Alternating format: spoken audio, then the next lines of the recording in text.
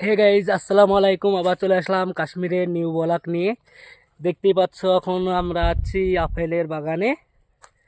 দেখতেই পাচ্ছ আপেলে কি সুন্দর এখন সব ফুল ফুটতে লেগেছে। আর কিছুদিন বাদ দিয়ে আপেল ধরবে, ইনশাআল্লাহ দেখানো যাবে আপনাদেরকে আপেল।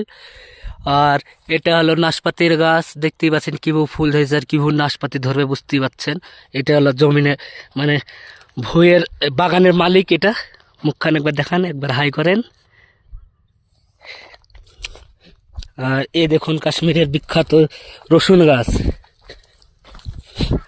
দেখতেই পাচ্ছেন কত বড় বড় রসুনের গাছ। মনে হচ্ছে আমাদের দিকে সব কুসুরের গাছ কেবল তৈরি হচ্ছে। এটা হলো রসুনের গাছ। আর এখানে দেখতেই পাচ্ছেন ধনে পাতা। হ্যাঁ, কিধার নিচে কাশ্মীরি পেঁয়াজ তৈরি হচ্ছে কেবল, কিছুদিন হলো লাগানো ইসকো, দেখতেই পাচ্ছেন আপনারা।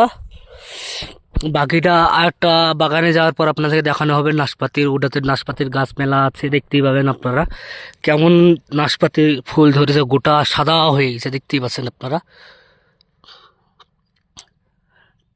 ঠিক আছে, আরেকটা বাগানে যেয়ে আপনাদেরকে দেখানো হচ্ছে। দেখতেই পাচ্ছ কত নিয়ে আছে, নাশপাতির গাছ ফুল সাদা হয়ে গেছে।